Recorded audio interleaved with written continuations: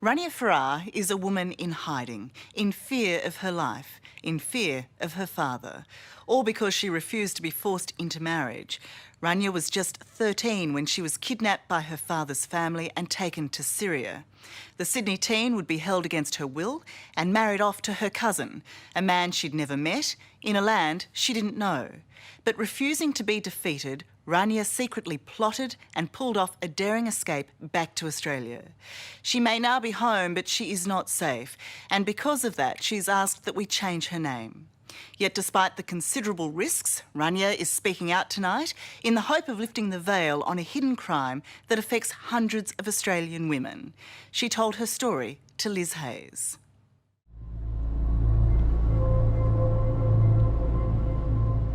For 7 years, the ominous threat of a dark family secret has forced Rania Farrar to live in constant fear. He's just an evil person. He's the most evil person that I've ever met, or anyone would ever meet. He's an awful, awful, awful man. At the age of just 13, she was abducted by her own father and later forced to marry a cousin 15 years her senior. When I see photos of my friends that I'd left behind, photos of them going through high school and Year 10 formal and all that stuff, I get jealous that I didn't get that.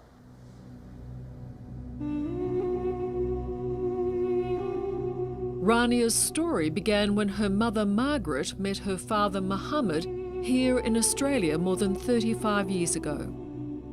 They moved to Saudi Arabia, but their marriage was punctuated by violence and threats. He used to beat my mum. He never beat us, but yeah, he beat my mum all the time. It took many years, but when Rania was 8, her mother finally fled, bringing her 5 young children with her back to Australia. For young Rania, it was a revelation. We met my mum's family, who were true blue Aussie. They had a big house with a backyard and they had dogs and, you know, that normal Aussie way. It was really exciting. I met like friends at school and had our first sleepovers and stuff and Christmas and all that. Did you miss your dad at all? I never thought about him again. None of us did. Can I ask you about the tears? Is it because it brings back memories that are difficult?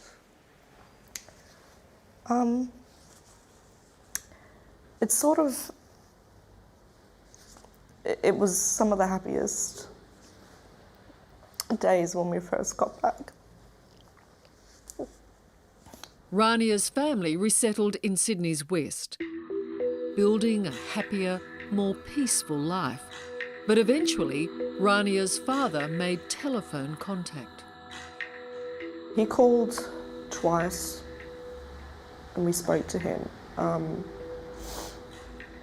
He always just said, I'm going to send money, as usual, and asked about school and said he'd come soon, but we didn't care if he did or didn't. Years passed and Rania adapted to her new life, preparing for high school, making new friends. But when she was 13, an extraordinary offer was made. My mum told me that my eldest brother wanted to take me to Egypt. They knew that I was obsessed with Egyptology and all that stuff. So they said that they'd take me there for a holiday for 2 weeks. This is the beginning of the trip of a lifetime. Yeah. You look pretty I was pleased. really excited, yeah. But the trip of a lifetime soon turned into a nightmare. After just 1 week in Egypt, Rania was told she would be taken to Jordan to see her father. It was all a plan. With Meet us whom? there. Who? Between him, my mother and my father. And do you know why they had made this plan? Well, in their eyes, I wasn't doing too well in Australia. What did that mean, do you think? Well, getting into more trouble once I hit year 7 in high school, smoking a cigarette before class, or, you know, wagging a day at school, talking to boys, just things that every teenager starts to do. So they said, right, I think we need to send her over there to get her set in her ways. They thought that it would change me. It became abundantly clear to you then, in Jordan at least, that that 2-week holiday was now something else. My passport was taken and I was told that I was going to live with my grandmother. Have you let a boy touch you? Rania was now living in her father's world. First, she endured an interrogation. Have you brought shame to our family? Have you? And I remember they just took me to this random paddock and just told me, my dad just started throwing questions at me. You know, what do you do at school? Have you ever taken drugs? Have you ever been with a man? And then the indignity of an examination. So they wanted to check for my virginity. And they told me that in order to enroll in a school here, they need to make sure you're a virgin, which wasn't true. How did you feel about this? The whole time there is just, it was just confusion and fear, and there's nothing else to describe it. So you were tested? So they did that. Yep, some nurses came in and held me down, and yeah. Despite being a virgin, Rania's father and brother weren't satisfied. They beat her regardless. Your dad beat you? Yep. And your brother? Mm-hmm. My brother not as badly, but I think it was more of a show of support for my dad. And how did he beat you? Like with what? With Hands, his belt. Is this back at the house? Mm-hmm. At my auntie's house. She actually came in and, you know, she was screaming and crying, and I don't know what she was saying in Arabic, but she was asking them to stop, I'm pretty sure. And they did, but afterwards I was still, you know, trying to tell them, look, I've never been with a man, and my brother said, yeah, your dad knows, because if he had have believed them, then he would have killed you. So. What do you do when you hear something like that? It's common practice over there. Everyone's used to it. It's quite a normal thing to kill your daughter for not being a virgin. Rania was taken from Jordan to the Syrian capital, Damascus.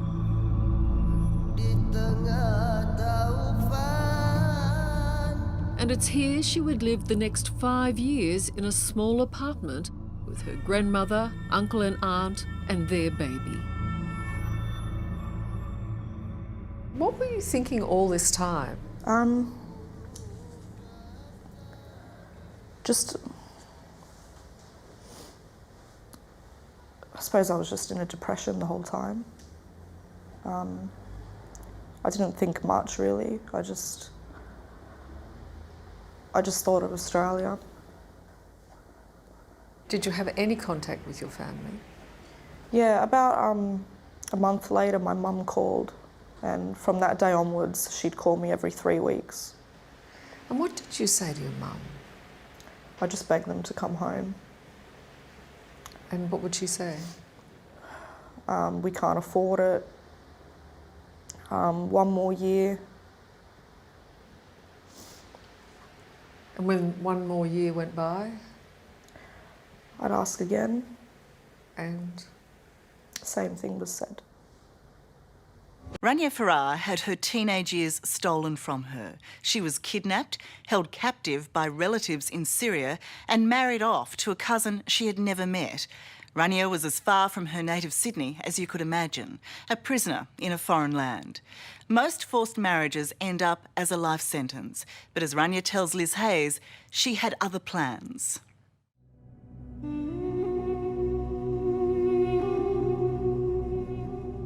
Holed up with her grandmother in a small flat in the Syrian capital Damascus, Rania was now living in a strict Muslim world. She attended an Islamic school and learnt Arabic. did you surrender at all to the life you were expected to live? I did, on the outside. I did all the things they asked me to do and said all the things they asked me to say. Did you become religious at all? I did. I was taught how to pray and fast Ramadan and do all those things. What was also expected of her was that she would marry. Rania was told she would have to wed her second cousin. How old was he? He was in his 30s, early 30s. Had you met him? Yep. Did you like him? We never spoke, ever. I'd never make eye contact with him. I just met him on family visits and served coffee and tea. What did you do about this marriage?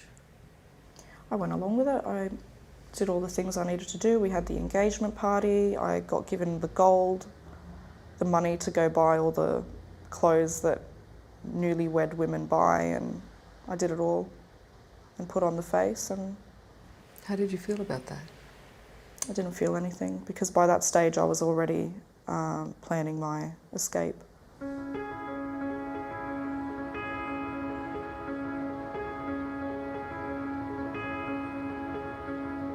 You are aware of something like 60 child brides in Sydney. Yes, over the last 3 years, we had over 60 cases. 60 just seems like an extraordinary number. Yes. If we see somebody hit or punished, At the Immigrant Women's Health Service in Sydney's West, Dr. Imam Sharabeem is on a mission to put an end to forced marriages. What is the law in the country, how to educate ourselves. Already, Australia has seen one case of a 12-year-old girl being forced into a marriage to a man more than twice her age. How has that been able to occur so secretly? it's not secret within our communities. It's maybe secret to the eyes of the rest of the Australian community. While tough new laws were introduced last year making forced marriage illegal, Dr. Sharabeem wants greater community education. But the case here is many of the young girls we meet and in touch with, they refuse to inform the authority over their parents. Does that mean the law is futile? Yes. Dr. Sharabeem's fight for young girls is very personal. At just 14, she too was offered up as a bride while still a schoolgirl in Egypt. When did it, or did it, become a situation where you thought, I didn't want this? Oh, yeah. Do you remember that? Of course. Of course. When my late husband came to me and he said, you know why I married you? It's because you were young. Like a clay, I can shape you the way I want. And every time I rejected that, I was beaten up. You make the point that your husband died. If that hadn't occurred, that situation didn't occur in your life, where would you be today? Might be a divorced woman. You might have got out. I might. I might be a dead woman because he might kill me before I move out.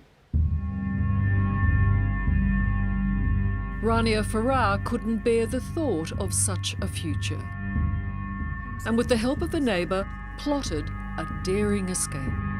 Being held by my father. I had a next door neighbour, a girl my age. I was never allowed to talk to her. Sometimes if we were both cleaning our balconies at the same time, we'd talk. And she gave me a piece of paper one day with the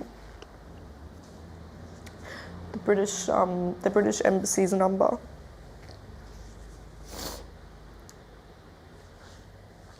Did you tell her in some of your secret conversations that you needed to get out? Did she just know? Everyone knew. Everyone who'd ever met me knew. Anyone who'd ever come to the house or met my grandmother or my uncles knew.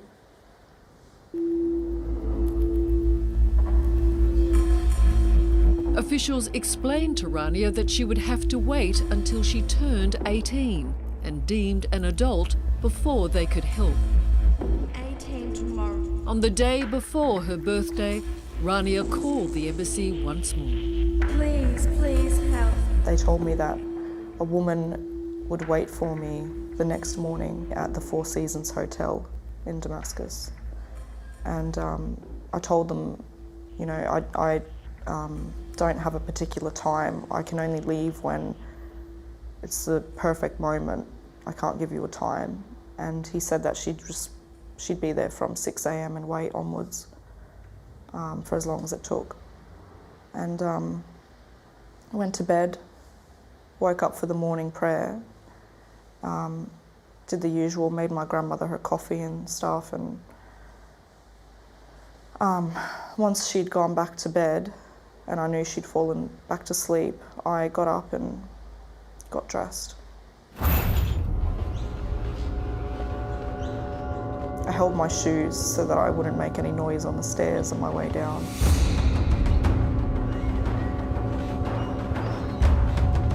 And then I got to the bottom of the building, put my shoes on, walked out, walked as fast as I could to the end of the street, hailed a taxi, and went to the Four Seasons. With no money, she could only hope the embassy would follow through on a promise to meet her at the hotel in downtown Damascus. My heart was pounding. This was your one and only chance. One and only. You were... If I didn't get out, I was going to kill myself that very day, because it would have been my entire life just there. I wasn't going to do it. That wasn't worth living for. Her fears were unfounded.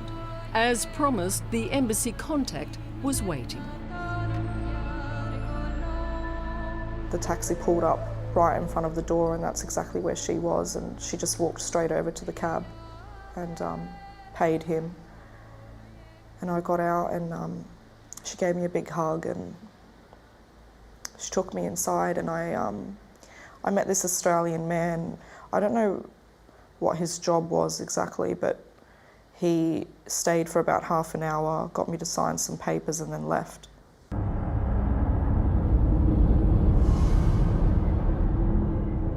I had two male sort of bodyguards there, and we got in the van and they said, we're going to drive to Jordan. Then they called the Department of Foreign Affairs here, and I had to speak with them on the phone. How nervous were you that this might go badly? I wasn't nervous. I felt pretty safe once I got in that van. But when we reached the Jordanian border, that's when things went bad. What happened? Well, they saw this girl wearing a hijab and, you know, no makeup, and then this woman with a ton of makeup and modern clothes, and then two strange men that I'm not related to in suits, and, you know, so the lie was that we were going to Jordan for a wedding, and then coming back. But even that was hard to believe considering how different we looked. So they started asking who my father was, and we had to try to convince them that, you know, he was Syrian but he married in Australia, that's why there's no record of him having children, etc., etc. It would take some fast talking, but eventually they were waved through.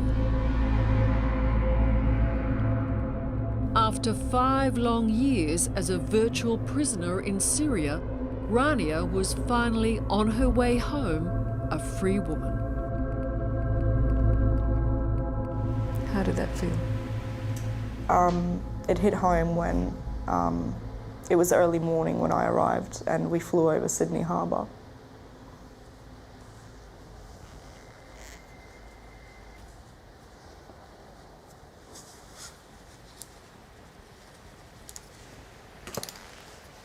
It's a pretty good vision.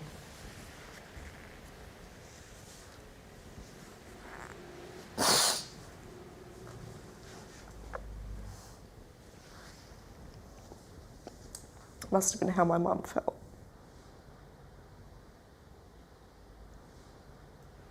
Did your family understand what happened to you? It was never spoken of. No one ever talked about it. No one ever asked what happened.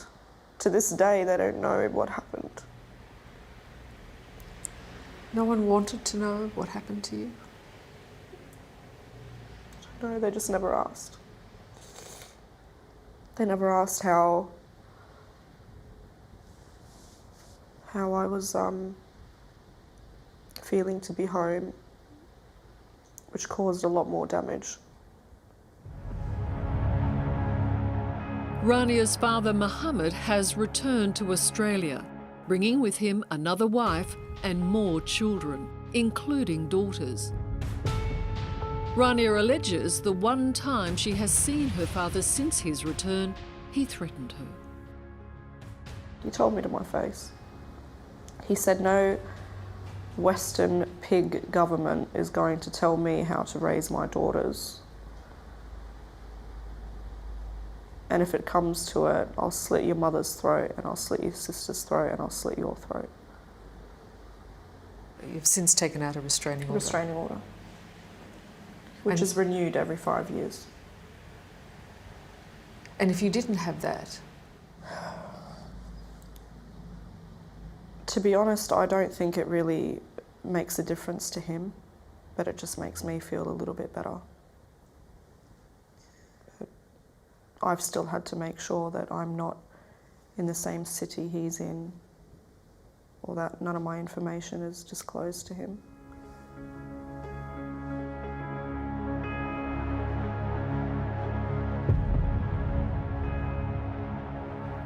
Mohammed has refused to meet with us, but claims he has no knowledge at all of his daughter's time in Syria.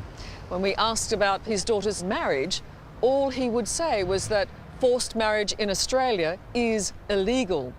It's the kind of response that offers absolutely no comfort at all to his daughter. Why do you think this happened to you?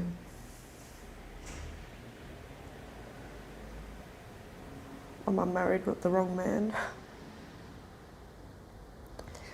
A lot of people would be listening to your story and saying, how on earth did your mum allow that to happen? I think when you're bashed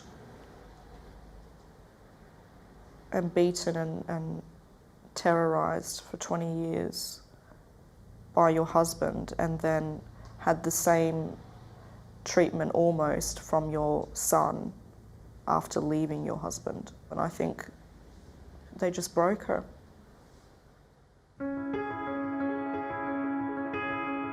Dr. Iman Sharabin knows some wounds can take a lifetime to heal. Have you recovered? I recovered when my parents said sorry. I recovered when my father and uncles were crying for what happened to me. She says the responsibility of ensuring others don't suffer similar fates is one we must all shoulder as a community, regardless of culture, race or religion. If you see it and you don't act on it, you carry the guilt. You carry the consequence. You carry of being ignorant in a situation where you can step in, participate in saving other person's life.